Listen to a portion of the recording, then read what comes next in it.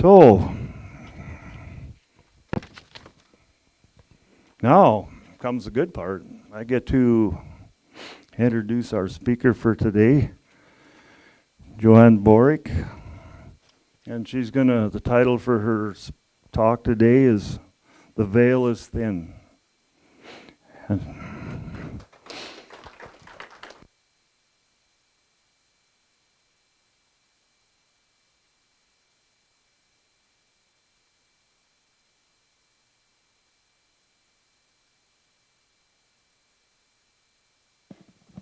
It was called the Holy Veil, but you'll see why I chose the veil is thin.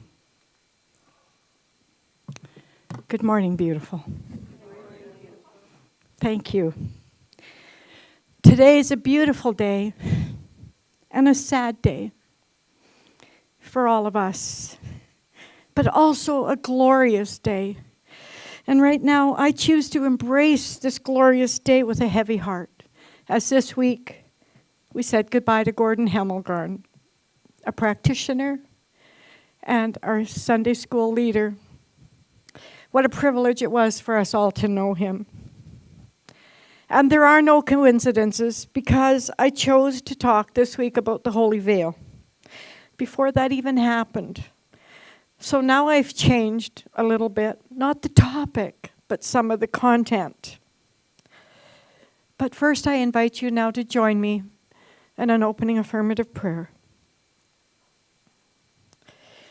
If you choose, you may close your eyes. Allow your body to melt into the chair, into the floor, into the earth, and become nothing but an infinite ocean of love. With great gratitude, I declare and know, the deeper we go in, the higher we go up into spirit. And there is only one Creator, one God, one all-loving, all-knowing Spirit, and each and every one of us is a spark of that divine Spirit. We are the seed of infinite intelligence. We are the heart and hands of God on earth. With this deep, deep sense that I am created and made in the image and likeness, I declare and know that this veil between the physical experience and the next, simply for us, it is to separate ourselves from something that we don't understand. So today, this day, I open myself up to the unknown, to this universal intelligence, to this power for good in the universe greater than I am, and I can use it. With love in my heart and gratitude in my heart, I say thank you for this truth, that I and Spirit are one. And thank you for this Center for Spiritual Living, Red Deer, for its spiritual growth and unfoldment. I am forever grateful. And thank you for Gordon's time on this earth. I release my word into the all-knowing universe, the mind of God where all is known,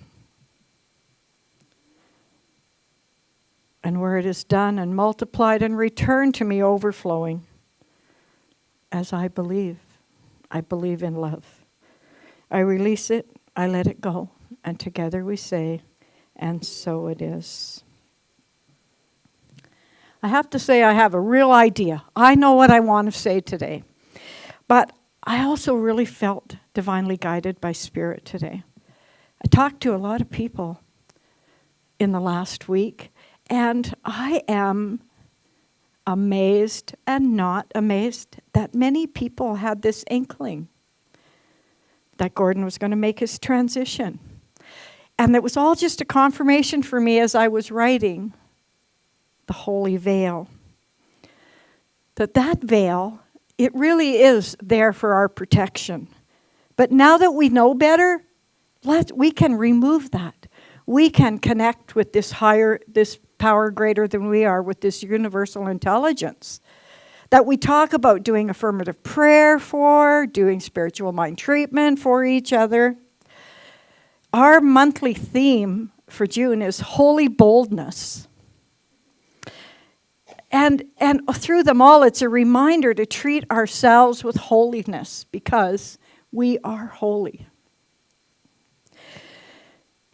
You know, there's a metaphysical meaning of the veil. The metaphysical meaning of the veil is that it connects us to a power greater than we are. It connects us to our higher self, to God. And I know that God has walked through the veil, and it brings me so much peace. We don't talk a lot about metaphysical or mysticism, you know, messages from the other side, but they're very real. And as you embrace your spirituality and become more of who you are and grow in your consciousness of oneness with the universe, you'll have more and more interactions. We call it truth. Go within and find your truth. And I really mean that. The deeper we go in, the higher we go up. I think as more and more human beings strengthen their connection with the universe and open themselves up to living in spiritual alignment with their purpose, that veil between the spirit world and the physical world becomes thinner. I talk every week about we have to know what our purpose is. And it doesn't have to be grand. It starts with we have to know what we value in life. And then it is so easy to absolve ourselves of judgment about anybody else because everybody has different values. And so if we know what our values are, my value is truth and prayer. My mission is to do spiritual mind treatment for everybody. And I have to say that Gord had an idea what was going on in his life. He phoned me Monday to come in. He phoned me Tuesday to come in. Wednesday when I went in, I took him a lunch. I thought maybe that would nurture him. We had egg salad sandwiches and oranges because those were the things that he liked. And I knew when I looked at him, I was looking at spirit. All of you that know him, his body was expressing MS, and his mind was so superbly connected to spirit. Sometimes it was hard to absorb it all, hard to take. And you know, it's hard to believe in spirit because we can't see it. It doesn't have a face. I mean, you can't see air, but you know it's there. You can't see your breath unless it's 40 below, but you know it's there. You can't see love, but you know it's there. And I'm just challenging all of you to embrace your own holiness, that holy veil that protects you from your messages that we call miracles. But they aren't miracles, or are they? It could be just your higher self telling you that you're not alone, that you're supported, and you're supported by a power greater than you are. Wow, that's what we mean when we talk about infinite possibilities. When I was thinking about miracles, I was thinking, you know, you can't always explain something that's happening in your life. You know, you go a certain way, you turn left, and this miracle happens. Or you turn right, and you hit a detour sign, and so you go around it. And we don't know where those messages came from. I mean, sometimes there's not a big sign in the road that says detour, but holy crap, wouldn't that be great? And then we know to go around there? No. If we listen to ourselves, there truly is the answer within you if you listen to yourself. And you're going to be guided by an unseen presence. So every time you make a choice that brings you joy or that brings you a lesson, know that that was Spirit telling you something. You know, I got to tell you another miracle is as we were leaving the home where Gordon lived, guess what was playing on the overhead music? Knocking on Heaven's Door. I just was blown away because I had said to him, how am I going to know? I want to know about the spirit world. How are you going to connect with me? And he just said, oh, you know how much I love music. When you sing my songs, when you hear a song I love, you're going to know I was there. And so he didn't take very long to send that message that he was knocking on Heaven's door. I have to also, in my talk, other than Gord, I was thinking about all the things that happened in our life, all the energetic things, the good energy and the other energy. Now that is a concern or a challenge, whatever you want to call it. Because the closer you're connected to your purpose, to your value, to your spirit, to your soul, you start to recognize it in other people. You start to recognize if they have great energy. You can walk into a room and not feel that great energy. I used to think that was something that you couldn't talk about until I started to come here and realized that it's not woo-woo, it's our own inner consciousness telling us stuff. We call it energy, but it's just our thoughts. And when we talk about people who we don't resonate with, it's just that they have different values and thoughts. I know every one of you could think of an example of when you avoided something happening that wasn't good. And you made a decision to do something else, and it turned out amazing. I think that, who sang that song? Randy Travis. Some of God's greatest gifts are unanswered prayers. I didn't get that for a long time, and I wish I would have understood that if it's not happening now, it's not for your greatest and highest good. And when I love to teach people to do spiritual mind treatment and to take the angst out of it, is it doesn't mean that it's not going to happen. If you believe and you do affirmative prayer, it just means it's not time yet. So just prepare the soil, prepare the soil. Everything happens when it's for your greatest and highest good, or the greatest and highest good of everybody in your life, and that's even more important. So part of living is learning to interact with all kinds of people, and to know that they don't have the same values. They all have a spiritual truth. And this, once more, is where I'm going to do a plug for spiritual mind treatment, affirmative prayer. Because if you've ever taken a class, you know that you just don't do affirmative prayer for yourself. You can do it for anybody. Sometimes somebody will come to me and say, can you do affirmative prayer for my son because he's not listening? I did it myself. Ask Reverend Valentine. And she says, no, but I can do affirmative prayer for you, knowing that his greatest good is unfolding. Because if you know it, and I know it, and Spirit knows it, you're going to see a change in his life.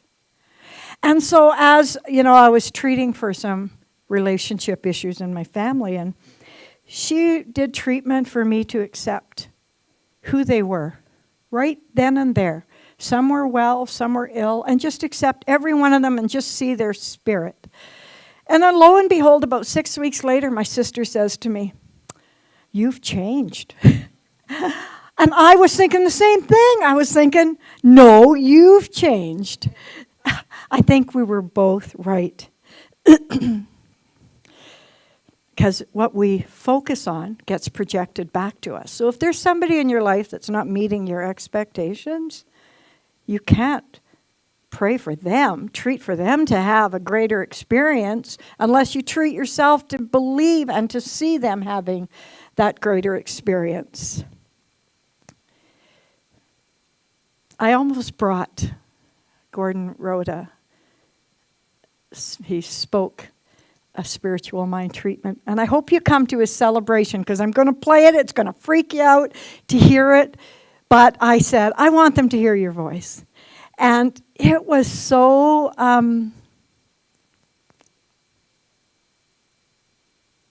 I don't even know the word. It was so authentic. Jeanette's word. I love that word. It was so authentic and it was so gourd. And when you hear it, you'll just know, like, that's what he said to us every day when we had coffee every Sunday. And I know that he is really close right now. He's just on the other side, making sure we're okay.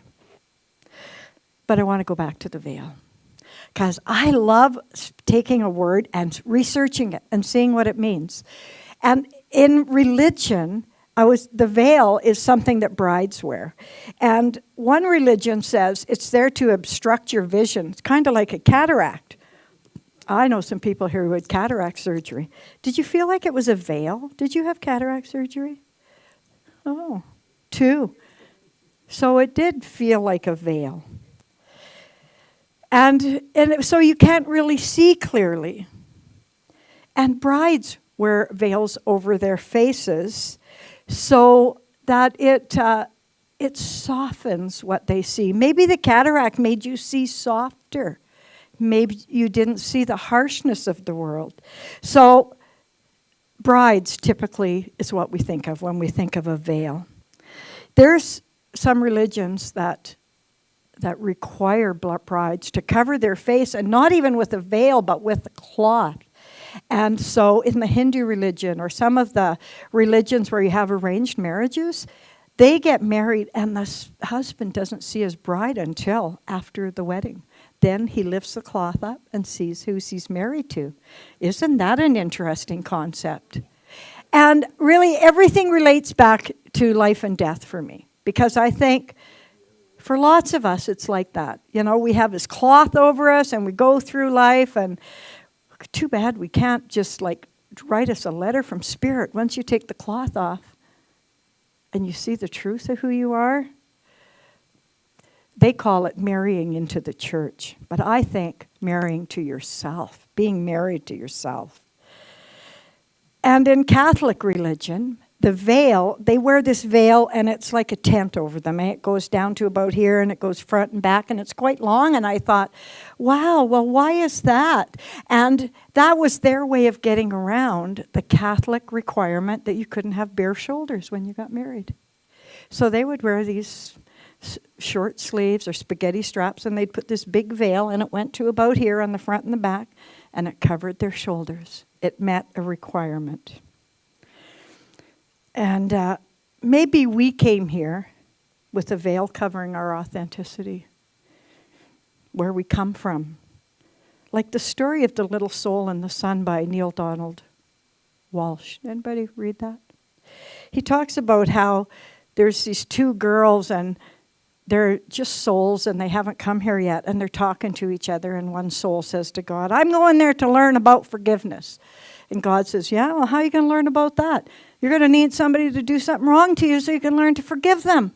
And this other little friend of hers, girl, says, I'll come, I'll go with her, and I'll teach her about forgiveness. And God says, okay, but I'm telling you, once you get to earth, you're going to forget you made this agreement that you guys were going to come. You're going to learn forgiveness. You're going to be her forgiveness angst. And so they both come into this world and they challenge each other through life, and they don't get along all that well. And after the story at the end of the story says they forgot who they were. So I think the whole message of the veil for me was, don't judge other people, because you don't know what they're walking.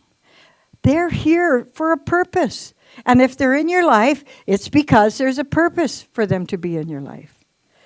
So lift the veil and see what that purpose is.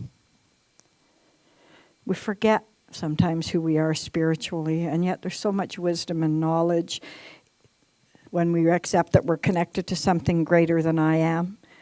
I think it's time to take off the veil and step into our authentic self. I had this experience in Gordon's room. His room looks out over the west, over a field, and it was raining out. And as he was sitting there, laying in bed, and we were talking, and I was drumming, and we were talking, the sun came out. That room completely filled with light, and prisms danced around the room. On the wall, on the door, on the floor. He had a sun catcher in his window, and just the way that sun came in, that whole room danced with prisms. And I knew that he had left his physical self and moved into his spiritual self. That's also the whole idea about communicating with spirit. And I'm sure most of you could tell me a million stories of how you've had a connection with somebody who's in the spirit world. I'd love to hear every one of them. So maybe if we're having coffee, tell each other. I had people tell me today they knew something was amiss. And if we just walk this world continuing to see what's behind the veil, what lies behind those 5 senses of our physical self, to see love and not the absence of it, to see peace and not the absence of it. Maybe that's what it means to lift the holy veil. Because love doesn't die. People do. So in closing, I'd like to speak this affirmative prayer for each of us who claim this as their truth. God's Spirit is everywhere present, around and through each of us. And we don't need to see it to know it. I am with it because God and I are one. And my life is unfolding in divine right ways. With my participation and my willingness to be open to guidance from Spirit, to the wisdom of God, to listening to the small nuances that send me in my path of my purpose, and with loving thanks that this holy veil exists to keep me safe, to filter things that are not for my greatest and highest good, to protect me, I'm grateful. And I release these words until I step through the veil into my next experience. I am Reverend Joanne Faith. Peace and love, Boruck. Godspeed, Gord. Your wings were ready, but our hearts weren't. Fly free, my precious eagle. Thank you. And so it is.